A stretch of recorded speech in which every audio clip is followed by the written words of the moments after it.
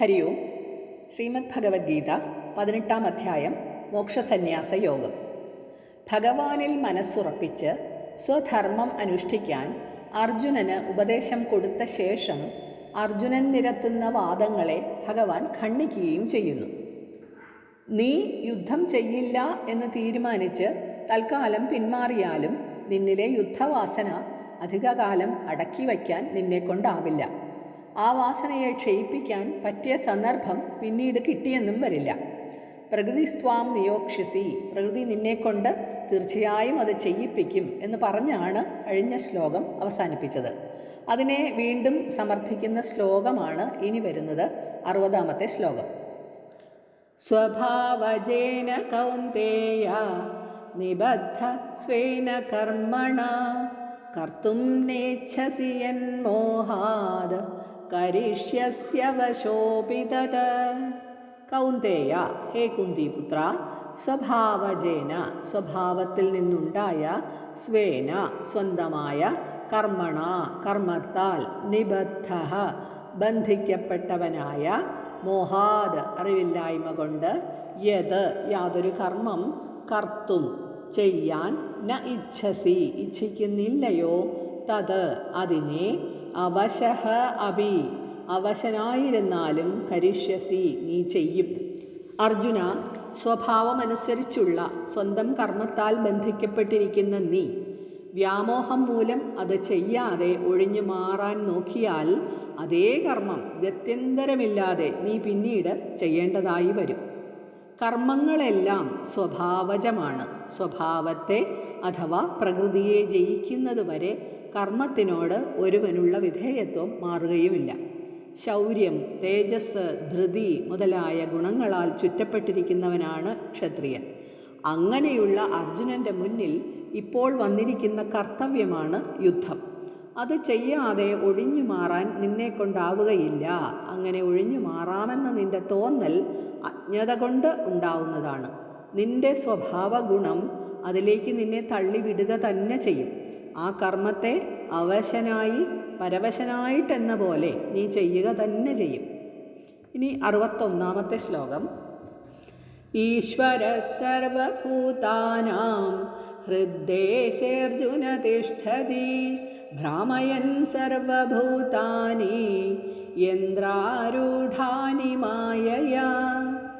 അർജുന, ഹേ അർജുന, യന്ത്രാരൂഢാനി, യന്ത്രപ്പാവകളെ പോലെ, സർവഭൂതാനി, സകല സൃഷ്ടിവർഗങ്ങളെയും, മായയാ, മായ കൊണ്ട്, ഭ്രാമയൻ, ഭ്രമിപ്പിക്കുന്നവനായ അല്ലെങ്കിൽ കർമ്മത്തിൽ പ്രവർത്തിപ്പിക്കുന്നവനായ, ഈശ്വരഃ, ഈശ്വരൻ, സർവഭൂതാനാം, എല്ലാ സൃഷ്ടികളുടെയും, ഹൃദ്ദേശേ, ഹൃദയത്തിൽ, തിഷ്ഠതി, സ്ഥിതി ചെയ്യുന്നു. അല്ലയോ അർജുന, ഈശ്വരൻ സർവ്വജീവജാലങ്ങളുടെയും ഹൃദയസ്ഥാനത്തിൽ സ്ഥിതി ചെയ്യുന്നു. സർവ്വജീവജാലങ്ങളെയും മായ കൊണ്ട് ഒരു യന്ത്രത്തിൽ കയറ്റിവച്ചിരിക്കുന്ന പാവകളെ എന്ന പോലെ ഭ്രമിപ്പിച്ചുകൊണ്ട്, ചുറ്റിത്തിരിച്ചുകൊണ്ട്. പാവകൾക്ക് സ്വയം ചലിക്കാൻ ശക്തിയില്ല. പാവകളിക്കാരനാണ് അവയെ ചലിപ്പിക്കുന്നത്. അതുപോലെ നമ്മളിലുള്ള ഭൗതിക ഘടകമല്ല ചലിക്കുകയും ലോകത്തെ അറിയുകയും ചെയ്യുന്നത്. അതിന് ആത്മചൈതന്യവുമായി സമ്പർക്കമുള്ളത് കൊണ്ടാണ് അത് സചേതനമാകുന്നത്. ആത്മാവിൻ്റെ സാന്നിധ്യത്തിലാണ് ശരീര മനോബുദ്ധികൾ പ്രവർത്തിക്കുന്നത്. ഈശ്വരൻ തൻ്റെ മായാശക്തി കൊണ്ട് യന്ത്രത്തിൽ ഇണക്കിയ പാവകളെ പോലെ സകല ഭൂതരാശികളെയും കർമ്മങ്ങളിൽ പ്രവർത്തിപ്പിച്ചുകൊണ്ടേയിരിക്കുന്നു. ഈശ്വര എന്ന ശബ്ദത്തിനർത്ഥം ആജ്ഞാശീലമുള്ളവൻ, സർവ്വതിലും സ്വാമീഭാവം ഉള്ളവൻ. അങ്ങനെയുള്ള സാക്ഷാൽ ശ്രീനാരായണൻ സർവ്വജീവജാലങ്ങളുടെയും ഹൃദയസ്ഥാനത്തിൽ സ്ഥിതി ചെയ്യുന്നു. ഇവിടെ ഹൃദയം എന്നാൽ ശരീരത്തിലെ അവയവം എന്ന അർത്ഥത്തിലല്ല, ദിവ്യമായ ഉത്കൃഷ്ടമായ ഗുണങ്ങളുടെ ഉറവിടം, അന്ധഃകരണത്തിൻ്റെയും ഉൽപ്പത്തിസ്ഥാനം എന്നാണ് മനസ്സിലാക്കേണ്ടത്. അങ്ങനെ വസിക്കുന്നതായ ഭഗവാൻ മായയാൽ, മോഹത്താൽ സകല ജീവജാലങ്ങളെയും ഭ്രമിപ്പിച്ചുകൊണ്ടിരിക്കുന്നു. ഹൃദയവാസിയും കർമ്മത്തിൻ്റെ നിയാമകനുമായ ഈശ്വരനെ ശരണം പ്രാപിക്കാൻ ഉപദേശിക്കുന്ന ശ്ലോകമാണ് അടുത്തത്, 62-ാമത്തെ ശ്ലോകം. തമേവ ശരണം ഗച്ഛ സർവഭാവേന ഭാരത തത്പ്രസാദാത് പരാം ശാന്തിം സ്ഥാനം പ്രാപ്സ്യസി ശാശ്വതം. ഭാരത, ഹേ ഭാരത, സർവഭാവേന എല്ലാ ഭാവം കൊണ്ടും ത്വം അവനെ ശരണം ശരണമാക്കി രക്ഷാസ്ഥാനമാക്കി ഗച്ഛ നീ പ്രാപിച്ചാലും തത് പ്രസാദാത് അദ്ദേഹത്തിൻ്റെ പ്രസാദം കൊണ്ട് പരാം ഉത്കൃഷ്ടമായ ശാന്തിം ശാന്തിയെയും ശാശ്വതം സ്ഥാനം നിത്യമായ പരമപദത്തെയും പ്രാപ്സ്യസി നീ പ്രാപിക്കും. അർജുന, ഹൃദയസ്ഥനായ ആ ഈശ്വരനെ തന്നെ ശരണം പ്രാപിക്കൂ. ഈശ്വരാനുഗ്രഹത്താൽ അത്യുത്തമമായ ശാന്തിയെയും ശാശ്വതമായ ബ്രഹ്മപദത്തെയും നിനക്ക് പ്രാപിക്കാം. ജീവികളെ കൊണ്ട് കർമ്മം ചെയ്യിപ്പിക്കുന്ന ഈശ്വരനെ ശരണം പ്രാപിക്കണം എന്ന് പറഞ്ഞാൽ ഈശ്വരഹിതം പോലെ പ്രവർത്തിക്കുക എന്നാണ് അതുകൊണ്ട് ഉദ്ദേശിക്കുന്നത്. ഹൃദയം ഈശ്വരന് സമർപ്പിച്ചുകൊണ്ട് നമ്മുടെ കരചരണങ്ങളെ ലോകസേവയ്ക്കായി വ്യാപരിപ്പിക്കുക. ശരീരത്തിനോട് താതാത്മ്യം പ്രാപിക്കുന്നതിന് പകരം പരമാത്മാവിൽ താതാത്മ്യം പ്രാപിക്കുക. ഈശ്വരനുമായി എത്രമാത്രം തന്മയീഭവിക്കാനാകുമോ അത്രമാത്രം ശക്തിയും ബുദ്ധിയും പ്രകാശവും നമ്മളിൽ തെളിഞ്ഞു വരും. നമ്മിൽ തെളിഞ്ഞു കാണുന്ന ഇതേ ചൈതന്യം തന്നെയാണ് സകല ചരാചരങ്ങളിലും വിളങ്ങുന്നത് എന്ന ബോധവും അപ്പോൾ നമുക്കുണ്ടായി വരും. ആ അറിവ് നമ്മളെ സദാചാരത്തിലേക്കും ഈശ്വര തത്വജ്ഞാനത്തിലേക്കും നയിക്കും. അത്യുത്തമമായ മനോനിർവൃതിയും വൈകുണ്ഠപ്രാപ്തിയും അതുമൂലം നിനക്കുണ്ടാകുകയും ചെയ്യും. ഗീതാശാസ്ത്രത്തിൻ്റെ ഉപസംഹാര ശ്ലോകം എന്ന് വിശേഷിപ്പിക്കപ്പെടുന്ന ശ്ലോകമാണ് അടുത്തത്, 63-ാമത്തെ ശ്ലോകം. ഇതി തേ ജ്ഞാനമാഖ്യാതം ഗുഹ്യാദ് ഗുഹ്യതരം മയാ വിമൃശൈതദശേഷേണ യഥേച്ഛസി തഥാ കുരു. ഇതി ഇപ്രകാരം ഗുഹ്യാദ് രഹസ്യത്തേക്കാൾ ഗുഹ്യതരം ഏറ്റവും രഹസ്യമായ ജ്ഞാനം ജ്ഞാനം മയാ എന്നാൽ ആഖ്യാതം ആഖ്യാതമായി അല്ലെങ്കിൽ പറയപ്പെട്ടു. ഏതത് ഇതിനെ അശേഷേണ പൂർണ്ണമായി വിമൃശ്യ ആലോചിച്ചിട്ട് യഥാ ഇച്ഛസി യാതൊരു പ്രകാരം നീ ആഗ്രഹിക്കുന്നുവോ തഥാ കുരു അപ്രകാരം ചെയ്യുക. ഇപ്രകാരം നിനക്ക് രഹസ്യങ്ങളിൽ വച്ച് അതിരഹസ്യമായ ജ്ഞാനം ഞാൻ ഉപദേശിച്ചു തന്നു. ഇതിനെ സമ്പൂർണമായി സമഗ്രമായി ആലോചിച്ചിട്ട് പരിചിന്തനം ചെയ്തിട്ട് എപ്രകാരം നീ ആഗ്രഹിക്കുന്നുവോ അപ്രകാരം നീ ആചരിച്ചാലും ഗുഹ്യാത് ഗുഹ്യതരം ജ്ഞാനം അത്യന്തം ഗോപ്യമായ ബ്രഹ്മവിദ്യ എന്ന് ഭഗവാൻ പറയുന്നു. ഏത് കാര്യവും വെളിപ്പെടുത്താതെ ഇരിക്കുന്ന കാലമേ അതിനെ രഹസ്യം എന്ന് പറയാൻ പറ്റൂ.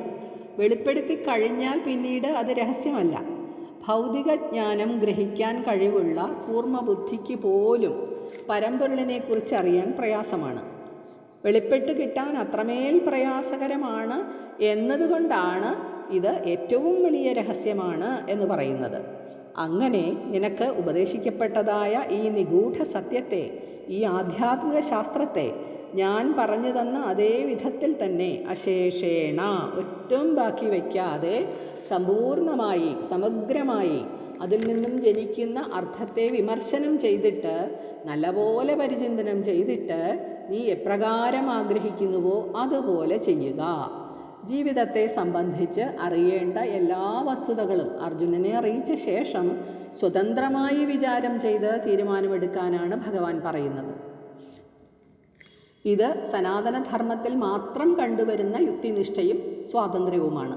കേൾക്കുന്നതിനെ അന്ധമായി വിശ്വസിക്കുന്നതിന് പകരം അഥവാ നിർബന്ധങ്ങൾക്ക് വഴിപ്പെട്ട് അനുസരിക്കുന്നതിന് പകരം കേട്ടതിനെ യുക്തിയുക്തമായി വിചാരം ചെയ്ത് സംശയാതീതമായി ഉൾക്കൊണ്ട ശേഷം മാത്രം തനിക്ക് പ്രയോജനകരം എന്ന് പൂർണ്ണമായി ബോധിച്ചതിന് ശേഷം യാതൊരു സമ്മർദ്ദത്തിനും വിധേയമാകാതെ അനുഷ്ഠിക്കുക.